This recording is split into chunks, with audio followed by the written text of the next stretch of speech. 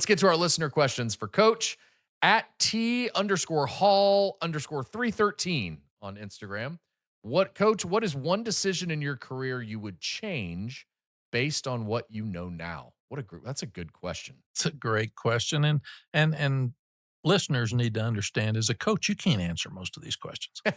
I can now, but you can't. You can't say this. Yes, you can And I now. was thinking, because I saw this last night, T. Hall, and they're great questions. And I think the biggest thing for me is that I had a couple opportunities to leave and go to another school while I was at this school, and because of loyalty, I decided not to, and it would have been best for me and my family. And fans have to understand, we talked about the Lane Kiffin situation a lot, and that was a very difficult situation.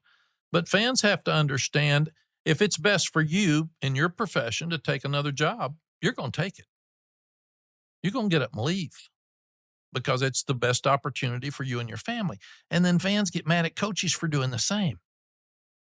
And so as I look back, there were a couple of situations where I absolutely should have gone to take another job. And I was loyal to the players. I was loyal to the place. And then it doesn't work for you later because you stayed too long, or you got in a position where you made a decision that would have been better for you at that time. And you made it based on emotion and feelings instead of what's best. But every fan is not going to understand because of your emotion when your coach leaves. It's like a divorce. It's like, I'm mad at you, I'm leaving. I'm not.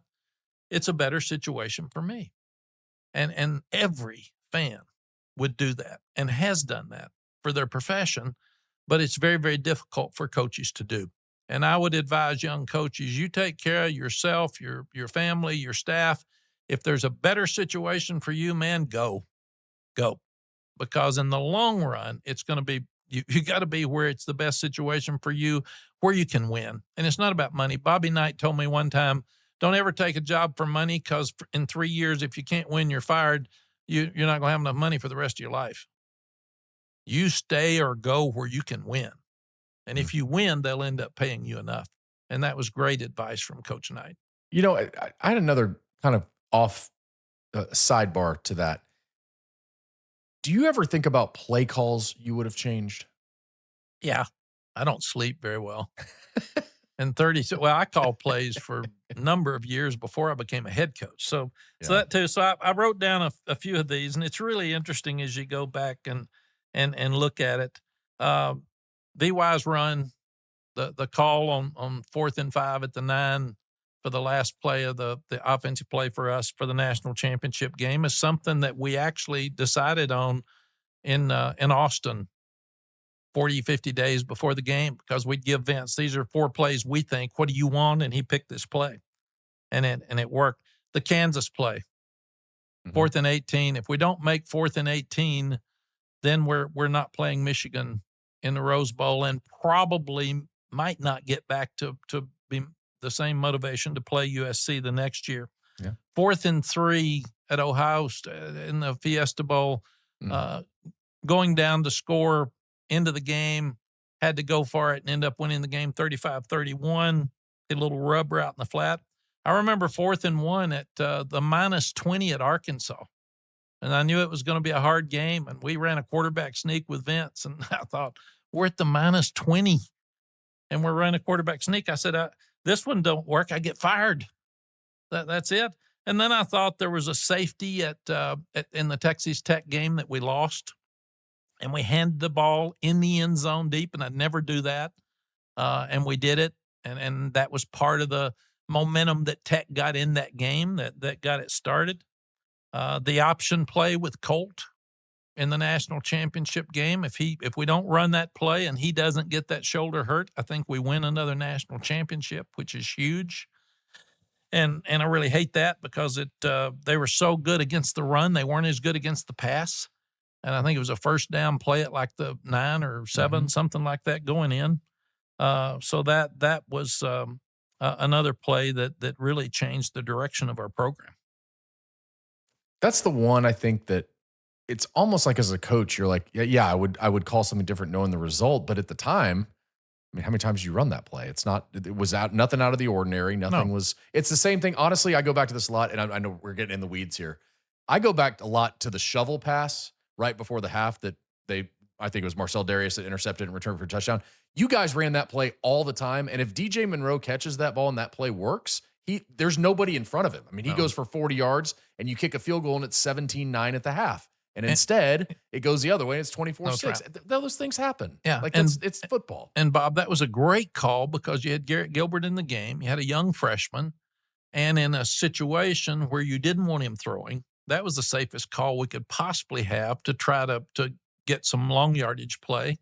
And again, DJ bobbles it and ends up just happening. Sports happens. Sports is crazy. About the time you think it can't happen, it does. Okay, so that's why we watch. So on that note, then let's get into this question from @GlennRoberts5622 on YouTube. What is the wackiest game you've been a part of? For example, things go wrong, head scratchers, oddities that made the game stand out for the right or wrong reason. Oh gosh, Glenn, 36 years, there's so many of those. But here's a few that I wrote down. Obviously, Texas Tech in 08. We're number one in the country. I'm talking to Urban every week. We think we're going to play them for the national championship. We've just beaten Oklahoma, who was number one in the country, and we were 5. We killed Missouri, and that's who we were going to play for the conference championship. So that one was set up perfectly. So that was it. Ohio State in the Fiesta Bowl. I mean, that was just crazy because we weren't going to win the game, and we were sitting there. It was after the Tech loss, and all we talked about was the tiebreaker, and all we talked about was Oklahoma and us getting screwed because this. So Al Groves, the head coach at Virginia, they're not going to a bowl game. He's been the head coach of the Jets. He's a friend of mine. He says, "Can I come and watch you practice for the bowl game?" I said, "Yeah, but bring a pad and pencil." So he brings a pad and pencil, and I said, "Watch 5 days of practice, then come and tell me what you see." So Al comes in, he sits down and said, "You got a really good team."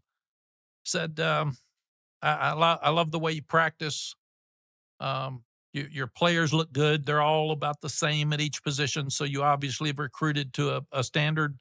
He said, "But you're going to lose the game to Ohio State." And I said, "Why?" He said, "Because all you're talking about is the Tech loss and you're getting screwed in the tiebreaker by Oklahoma." He said, "You got to create an edge." And can you imagine Texas playing Ohio State and you not being excited about it? So, man, you better wake up and you better start creating an edge right now. So I went downstairs. I put that quote up on the lockers and I started talking about the history of Woody Hayes and Archie Griffin and all the great players at Ohio State and how our game with them in 05 and just talking about Ohio State and how important this game was, and told our coaches, if you mention Tech or Oklahoma again, I'm going to fire you. We're not. I'm tired. We're not doing this. We're the ones that lost the game at Tech. We allowed a tiebreaker to screw us, but if we'd won the game, there wouldn't be any tiebreaker, and then we'd go win the game against a great Ohio State team. When you're sitting there and you're back and forth and you win it 35-31, I think, right in the end with the pass from Colt to Quan with a touchdown. Then the Big East officials called a taunting penalty or sportsmanship penalty because he dove in the end zone. I said, "Got the guy's on his butt. He's trying to tackle him. What do you think he's supposed to do? Walk in?" So that one was crazy. And then obviously the Kansas game in 04, because we had 5 turnovers and we were better than Kansas, but we had a chance to lose that one, and just give credit to Vince Young making that run, then hitting Tony Jeffries for the touchdown right at the end. And the other one, Glenn, would be Alabama in the national championship game. You know, we had beaten the Saban LSU team badly in the Cotton Bowl. But this one, I really thought we would have won a national championship because the loss at Texas Tech probably fueled the win at Ohio State in the Fiesta Bowl with that team the year before. But I think it motivated them to play for the national championship the next year. And I didn't think the team coming into the 08 season was very good. We had a bunch of young ones in the secondary, and I didn't know how good we were. So that team, the coaches did a great job with that team. In fact, there's a Will Muschamp defense that got so much better, but that team got so much better. But those are the ones that just pop out in my mind. sometimes when people ask these questions, my mind goes deep in like really deep. I keep saying we go deep in the weeds, but you think about games like the Josh Freeman Kansas State game when Colt got hurt and Jevin had to come in, and that game was I think was 45-42. 42. Yeah. How about the Baylor game in 2013? I think it was 2013. DeJay takes the opening handoff and goes 75 yards. I think that final was 53-50. Like you had Great some defense. games. Yeah, great defense. Wake, but there were some of those games too. West that were just- Virginia came West in Virginia, and another won great 50, one. Yeah. 40, what was 50-47, and we missed a field goal at the end, and our kicker had a pull groin, and who was the little receiver that Austin? Stedman Bailey. No, Tavon Austin. Tavon I was gonna say Austin. Stedman God, Bailey, I think, I was on that finally team, too. said, quit kicking it to him. Give an onside kick. Kick it to where he can't touch it because we couldn't stop the little stick. We may have to do a podcast where we go year by year on some of these games because some of them are Yeah. like so much fun to go back and you forget a bunch of them as you go through because you play this team 16 times. Well, and you talk about the Oklahoma State game when we're down 35-14. Right. Yeah, that's when we're the talking about one. that game Yeah. at home, we come back and win. You talk Yeah. about the Oklahoma State game when we're down 35 to 14 going into the fourth quarter. Jamal goes At nuts. Stillwater, Jamal goes nuts and Colt goes nuts, and we end up winning 38-35. And I remember they turned the scoreboard off immediately because some of our fans wanted to take a picture and it was already gone. And that's when I did Coach, the Soldier Boy dance before the game that I'll never, ever do again. Oh, my God, did I put them to sleep. I think it was every Oklahoma State game you played because it was, I mean, you were down 28-9 in Stillwater, the national championship year, and Vince went nuts. I mean, again, we could do this all day because there's so many good ones. I do want to. And Bob, I'm sorry. I thought, too, that Oklahoma State took so many Texas kids that were mad at us because we didn't take them. So I'm telling you. And our players were never as excited about Oklahoma State as they were Oklahoma. So they jumped on us and got in our face, and then we'd wake up and come back and win. Weird how it happens. Yes. And happened multiple times.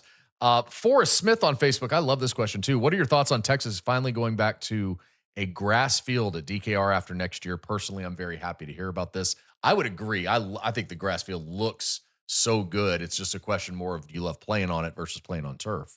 Yeah, Forrest, it's a great question. I'm the reason we went to turf. And the reason is that a man named Lewis Pierce, who I love, that helped start the Houston Rodeo, was the cutting horse world champion in the world. And he was a dear friend of mine. And he said, each year water is going to get so expensive that you're going to be paying as much for a bottle of water as you do a can of beer or liquor.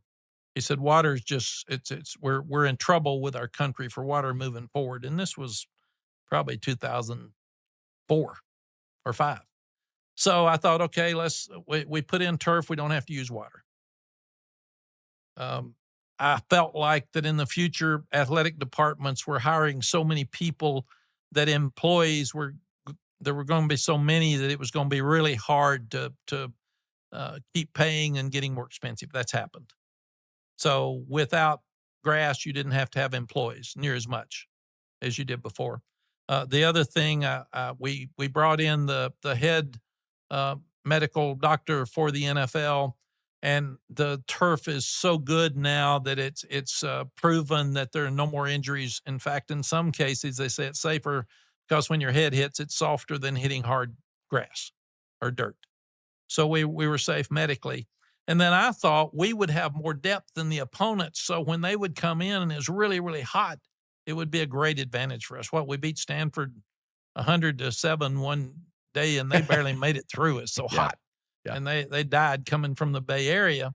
And then the other thing is you have to paint the field every time you have a recruiting weekend or a recruit come in or somebody come in unexpectedly to make it look good. With the turf field, you didn't have to do that. So I understand everybody grew up with grass. I understand everybody loves the grass. I love the turf because we also were going to have a faster team than most teams we played, and rain was not going to be a factor in our games. Speed was not going to be a factor in our games because we had a chance to be faster than the other team because of the consistency of the turf.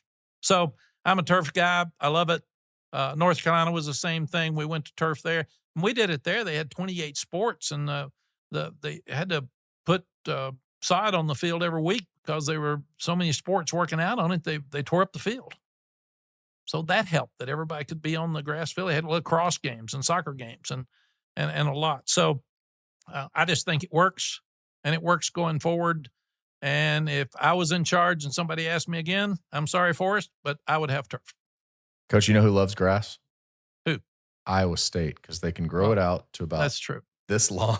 That's true. Try to slow you down. And Kentucky's even gone to turf. I thought when Texas went to Kentucky last year, it'd be so high, and then I saw it and it was turf, and I said, well, they probably cut that turf down pretty good. So you know who else likes grass? Who? Bevo. Well, Bevo likes grass. So that turf's a little hot for him. That's a good point. Okay, one final question related from Mauricio Trejo Jr. on Facebook. What plays do you still think about from your career? What are the best, worst plays you ever called or made in a big game? I know we mentioned a few of those there, but were there any ones that you go back to and you're like, that was the best call? Vince, obviously, 4th and 5, but is like, that was the call. That was it. That's the one that I loved.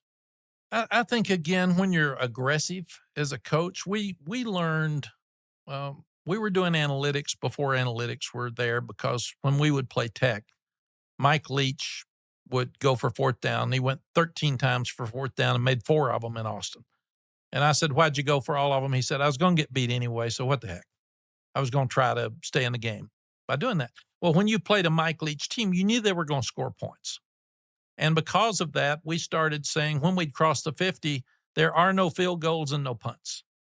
You are 4 downs every time. Well, at North Carolina, when we had Drake May and Sam Howell, we started doing that anyway. We said, let's go. We're struggling on defense. We've got to score points, so let's go for them. So I think the attitude, like there was a game we lost to NC State in Chapel Hill, and we were tied, or they were up 30-17, and 30-27, excuse me, and it was I think the 3rd overtime, and we're sitting there at 4th and 3, and I've got Drake May, and I second-guessed myself because we kicked a field goal, missed it, and lost the game. And Drake's either going to run or throw for a 1st down, and we're going to score and get the game over with. So their situations like that where you say, I should have been aggressive. I should have gone. I should have believed in Drake instead of my kicker. And it was a short field goal, and you thought, longer this game goes, we're at home. We got great crowd. We got great momentum. But those are the ones you really second-guess when you get there. Duke, the year before at Duke, there's a 4th and 4 to Josh Downs, Caleb's younger brother or older brother, and Drake hit him perfectly. We go down, score, and win the game by a point or two late. So those are things. I do remember being aggressive early in the national championship game. We went for a 4th and what I thought was 1. It was probably 1.5 or 2. And we tried to get Vince on a quarterback sneak, and he didn't like it, so he handed it to Selvin. We lost 2 yards. That was stupid, but I was trying to send a message to the team. So sometimes play calls, Bob, are message. And it was a message to the team. We're going to be aggressive in this game. We're not scared. I don't care if it's USC and we're at the 50-yard line. So, and I love going for 4th downs more than anything else in my coaching career on the field. I love being aggressive. I think it's interesting because I think media members after the game are going to ask you about good and bad plays. Hindsight's always 20/20, but you guys go through that too. You do the revisionist of, well, if I had done this, well, in the moment, you have to make a call in 20 seconds, and you've prepared as well as you can prepare for every situation. You got to make a call. It is what sometimes sometimes you make the wrong call, sometimes you make the right call. But you go into it prepared, and that's really all you can ask. Well, you do. And your offensive coordinator is making that call. And if you're down to 20 seconds and he makes a call and you don't like it, you don't want to use a timeout. Right. You don't want to say, hey, Greg, don't you do that. And then you got to delay a game. So it's not as simple and easy as everybody thinks. But we also looked at the average of every play on every game and for the year. And then I would come in and say, why aren't we making more on this play? And if we're not, why are we running it? And we would do that every Sunday. So coaches may look and sound stupid sometimes, but at least they're calculated, organized, and trying to make sure that you stay ahead of the curve.